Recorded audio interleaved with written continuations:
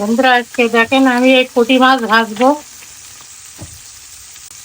তো আমি কয়েকটা কাঁচামরিচ দিয়ে দেবো আর ধনে পাতা দিয়ে এটা ভাজবো। বড় আলু দিয়ে ভেটকি মাছের রেসিপি। তো আপনারা দেখতে থাকুন, এটা ভেজে নিই।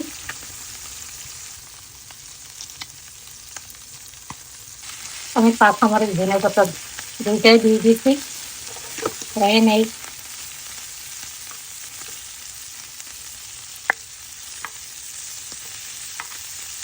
আর একটু হবে, তারপরে উল্টাই দিব। উল্টায় একবার দিয়ে দিচ্ছি। আমার পুঁটি মাছগুলো ভাজা হয়ে গেছে, এখন আমি নামাই নিব।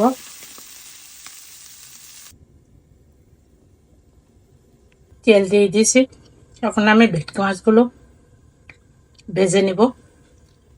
দেখেন ভেটকি মাছ আমি 1 ঘন্টা এই তেল, হলুদ, লবণ দিয়ে ম্যারিনেট করে রেখে গিয়েছিলাম। এখন এটা ভেজে নিব। তেলটা আমার গরম হয়ে গেছে।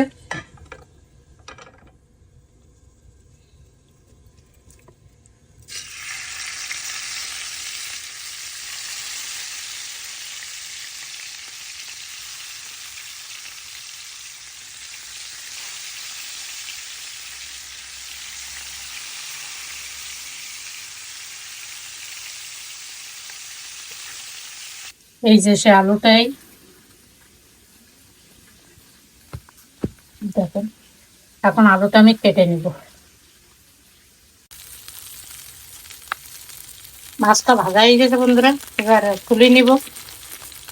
একটু কালো জিরা,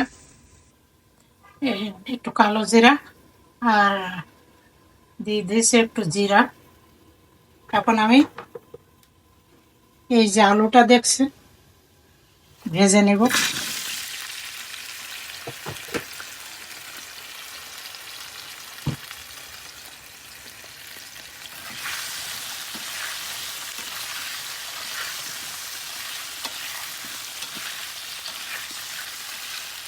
না হলুদ দিয়ে দিলাম, একটু লবণ দিয়ে দিলাম, কাশ্মীরি লঙ্কার গুঁড়ো একটু।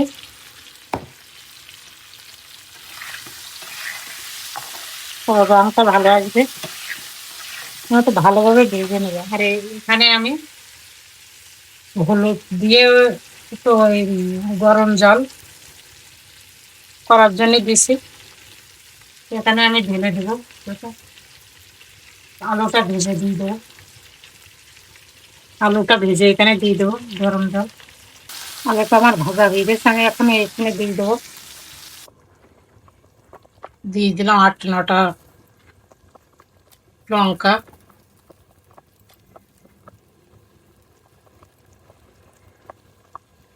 এই আলুটা অনেক নরম, একটু পুড়লে হয়ে যায়। তো আমি মাছটা এবার দিয়ে দেবো।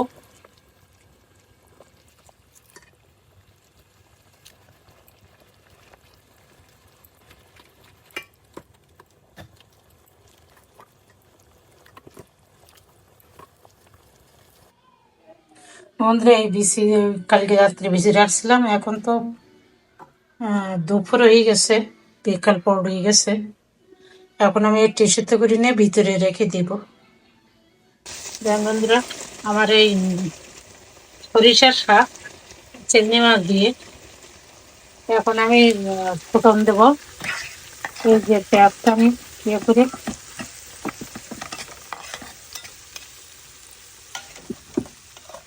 দেখতে থাকুন।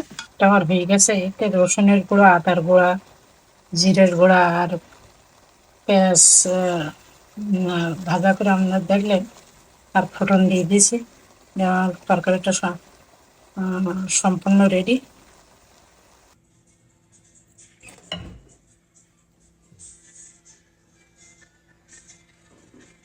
দেখুন বন্ধুরা আমার এই বড় আলুর তরকারি, পুঁটি মাছ আর এই শাকটা